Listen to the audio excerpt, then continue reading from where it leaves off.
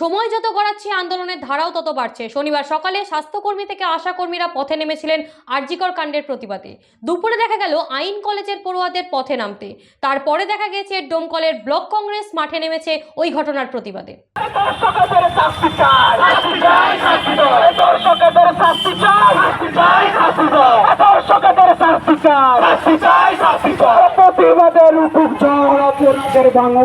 তোমার আমার সবার স্বর।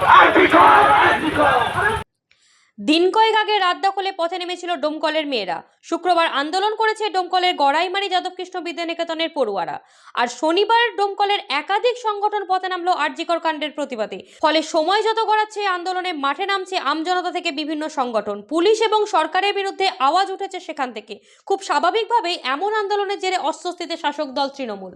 প্রতিবাদ মিছিল মূলত গত 9ই আগস্ট আরজিকর হসপিটালে যেটা ঘটেছে, গ্যাং রেপ হয়েছে, তার বিরুদ্ধে আমাদের প্রতিবাদ মিছিল এবং ধর্ষকরা যেন অতি সত্বর অ্যারেস্ট হয় এবং ধর্ষকদের যারা সাপোর্ট করছে তারাও যেন অতি সত্বর অ্যারেস্ট হয় এবং ধর্ষকদের সাপোর্টার এবং ধর্ষক প্রত্যেকে দুজনেই সমান অপরাধী।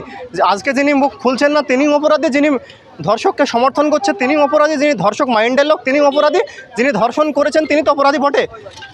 এমনকি ধর্ষণ যারা করেছে একজন অ্যারেস্ট হয়েছে, আপাতত যেটা শুনেছি একজন সিভিক ভলেন্টিয়ার। বড় কোনো অপরাধীকে লুকোতে একজন সিভিক ভলেন্টিয়ার চুনোপুটিকে অ্যারেস্ট করে সরকার বিষয়টা চাপা দিতে চাইছে। কিন্তু একজন মেয়েটা যে রেপ হয়েছে 150 গ্রাম স্পার্ম পাওয়া গেছে। একজন মানুষ সর্বোচ্চ 18 থেকে 15 গ্রাম স্পার্ম রিলিজ করতে পারে, কিন্তু 150 গ্রাম পাওয়া গেছে মানে ওটা গ্যাং রেপ হয়েছে। 8 থেকে 10 জন ওখানে অ্যাটেন্ড ছিল, কিন্তু সেই অ্যাটেন্ড থাকার পরেও একজন অ্যারেস্ট হয়েছে এবং আরজিকরের যিনি প্রিন্সিপাল তিনি পদত্যাগ করার পরে তিনাকে ন্যাশনাল মেডিকেল কলেজের প্রিন্সিপাল করা হয়েছে। এটা মূলত একটা চক্রান্ত চলছে, এর পিছনে বড় বড় মাস্টার মাইন্ডের লোক আছে। বড় বড় লোকদেরকে ঢাকতেই লুকোতেই এই যে ছোট ছোট চুনোপুটিকে অ্যারেস্ট করে বিষয়টা ধামাচাপা দিতে চাইছে। যে হত্যাকাণ্ডের এই প্রতিবাদের মিছিলেই আমরা আজকে এখানে উপস্থিত হয়েছি। আমরা আমাদের কলেজ থেকে আমাদের এই অনুষ্ঠানটি বা এই প্রতিবাদটি আমরা আয়োজিত করেছি এবং সেই উদ্দেশ্যে আমরা এখানে উপস্থিত হয়েছি। আমাদের কঠোরতম শাস্তি চাইছি। আমরা জানি আমাদের আইন ব্যবস্থা এতটাই শিথিল যে একটা অপরাধ করে সেই অপরাধে শাস্তি পেতে পেতেই সেই অপরাধের পরিমাণ আরও বেড়ে যায়। কিন্তু আমরা চাই এই ঘটনার খুব দ্রুততম একটা বিচার ব্যবস্থা বসানো হোক এবং এই বিষয়ে তদন্ত করা হোক এবং খুব তাড়াতাড়ি অপরাধীদের কঠোর থেকে কঠোরতম শাস্তি হোক। আর এটা একটা এক্সাম্পল ক্রিয়েট করুক, জানে যারা অপরাধীরা যেন ভয় পায় এরকম কোনো অপরাধ করার আগে। সিবিআই ইতিমধ্যে ইনভেস্টিগেশন আমরা শুনলাম, টিভিতেও দেখেছি যে ইনভেস্টিগেশন শুরু করেছে ওর।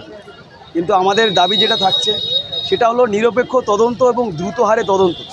জাস্টিস ডিলে জাস্টিস ডিনাই আমরা শুনেছি। এই দাবিতে আমরা রাস্তায় নেমেছি এবং নিরপেক্ষ তদন্ত যাতে করে দ্রুত হারে সমাপ্তি হয় এবং সেই সমাপ্তির রিপোর্টটা যেটা চার্জশিট সেটা যাতে করে কোর্টে দ্রুতভাবে সাবমিট করা হয় এবং সেই বিচার প্রক্রিয়া দ্রুতভাবে যাতে সম্পূর্ণ করে যাতে করে এই বিচার প্রক্রিয়াটা শেষ করা হয় এবং যারা প্রকৃত দোষী সেই প্রকৃত দোষীদের শাস্তি দেওয়া হয়, সেই দাবিতে আমরা আজ রাস্তায় নেমেছি।